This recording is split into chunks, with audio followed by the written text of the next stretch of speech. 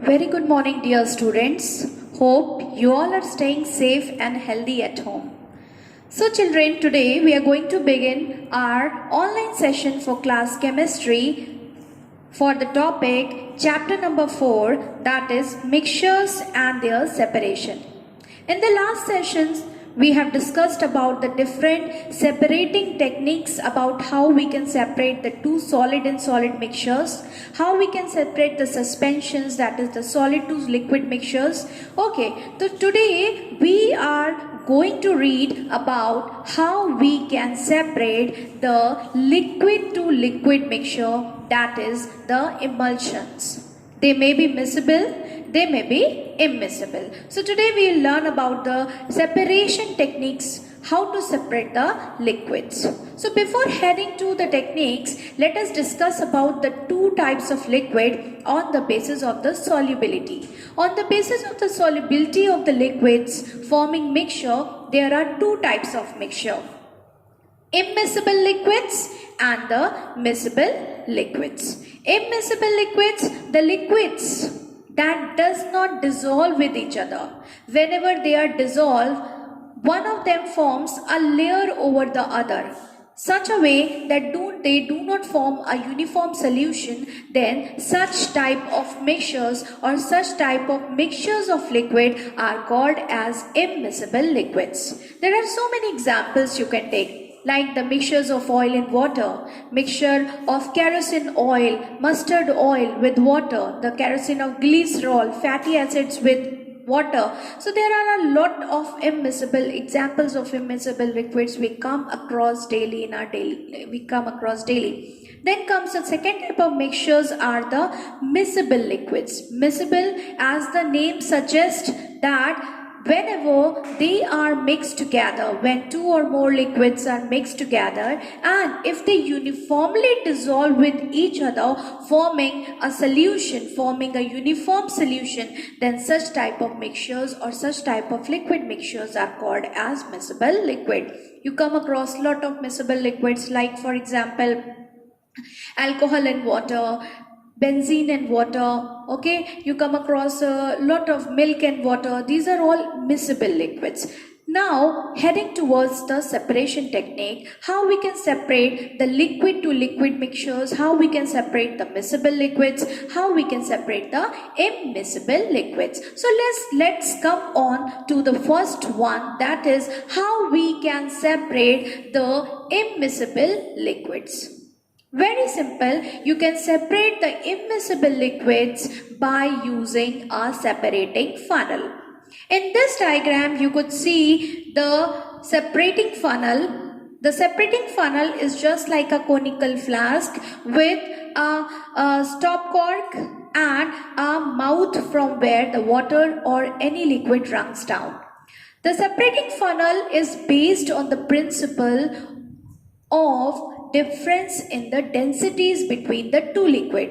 Whenever we mix two liquid together, the liquid with the higher density forms the bottom layer, and the liquid with the lighter density forms the top layer. So on this principle, whenever we mix two liquid together, for example, let us take an example of kerosene oil, as I have taken in this diagram, kerosene oil and water. When you take if this is an emulsion, when you take this emulsion in a separating funnel and you need to separate the two mixtures, then what you do, you take the mixtures in the separating funnel, stir it blend it, stir it frequently, and after some time you will see that two liquids will form two distinct layers. The bottom layer will be of water with a higher density, and the kerosene oil is with a lighter density will form the top layer. When after some time you will open the stop cork, the water will start running into another container, and we can collect this liquid in another beaker. So this is how we can separate the liquids with two densities, that is we can separate. It is a simple techniques as your syllabus suggests. It is a very simple example given to you, that it is how you can separate the kerosene oil with the water, how you can separate separate two simple immiscible liquid with the help of a separating funnel. So children, you got to know that how we can separate the immiscible liquid. We can separate the immiscible liquid by using a separating funnel.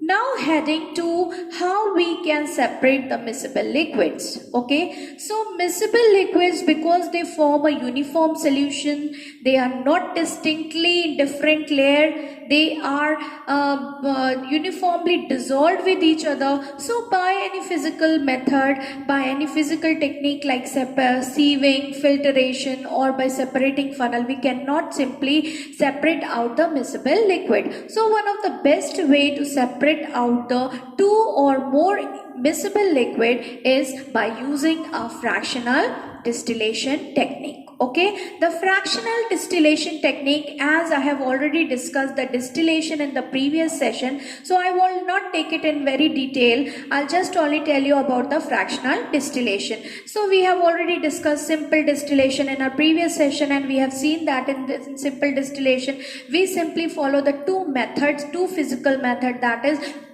evaporation and that is boiling and condensation. Here also in fractional distillation we separate two or more miscible liquid differing in their boiling point, and the difference should be between up to 25 degrees centigrade.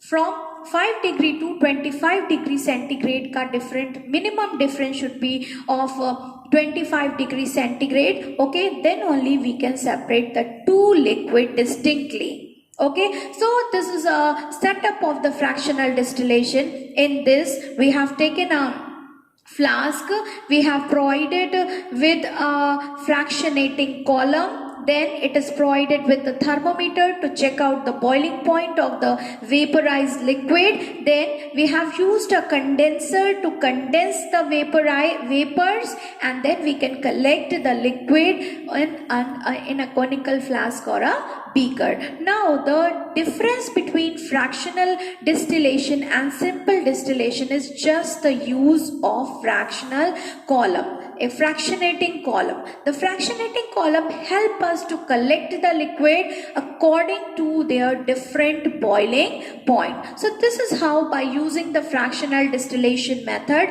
we can separate 2, 3 or more than 3 miscible liquids together differing in their boiling point, and the minimum temperature of their difference should not be less than 25 degree centigrade. So fractional distillation is a very common method we use in industrial purpose. For example, it is used in the refining of petroleum, it is used in oil refineries, it is used to get perfumes and different fragmented oils from the plant petals or from the flower or from the roots of certain plants which are of medicinal importance. So this is how the fractional distillation is useful in our daily life. Now heading towards a very new topic introduced to you. You have already read about these chapters in your previous classes, but now the new introduction to your syllabus is a very new and distinct technique, that is chromatography.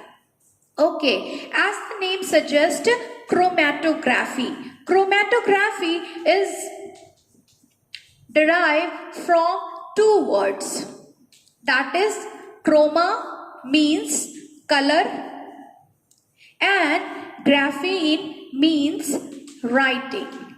Writing in the sense to collect the desired component on the basis of the color or on the basis of the columns. So chromatography is a laboratory technique. It is used in laboratories to separate out either the gaseous component or the liquid desired component from the mixtures.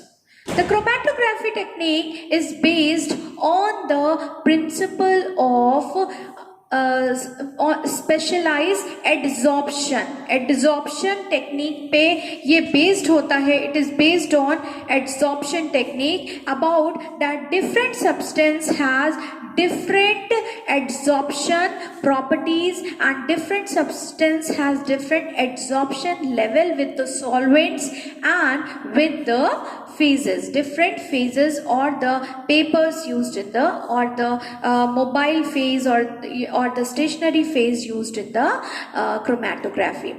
There are different types of chromatography: paper chromatography, gel salt chromatography, thin layer chromatography, column chromatography.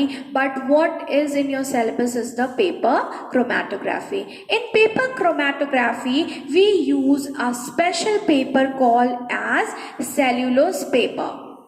Okay, and this cellulose paper is taken in the form of stationary phase. हम cellulose paper लेते हैं, we take it in the stationary phase and then we pass it through a solvent. Okay, there is a liquid phase. जिस भी चीज को whatever we have to separate it out, we mix it in the solvent and in this way the solvent act as stationary phase, and from the the paper act as a mobile phase, and the liquid and the substance which need to be separated arises from the solvent and it rises into the paper paper. It according to different substance has different adsorption property, different adsorption level with the paper has a different you can say different shows different adsorption with different substances. So the substances will rise from the solvent and move out and get collected on the paper, cellulose paper. So now this cellulose paper, after collecting the colored pigment, is called as paper chromatogram. So in this way you will see that by using a paper chromatogram, that is by using a specialized cellulose paper, we can separate the different color different pigments from the solvent. Okay, different pigment from the solution. So in this way paper chromatography, it's not given in very detail in your syllabus, so just concising it to up to your level that paper chromatography is a technique of separation using a specialized paper called as cellulose paper and a solvent. Okay, and so now what is the importance of paper chromatography, how it is used? It is used for, as I already told you, that it is used generally in the laboratory. It is a laboratory technique. So it is used for identifying different components in a solution. It is used to separate the colored pigments like chlorophyll, carotenes, xanthophylls from the plant pigments. It is also used to detect the amount of drugs and drugs and the amount of antibodies present in our blood. It is also used to detect out the different amino acid present in our body. So in this way this is a differential technique which is used in our day-to-day life to detect for the medical purposes and for the laboratorial and research purposes. So this was all about today's session. We'll discuss with our next chapter in our next session. Till then, goodbye, take care.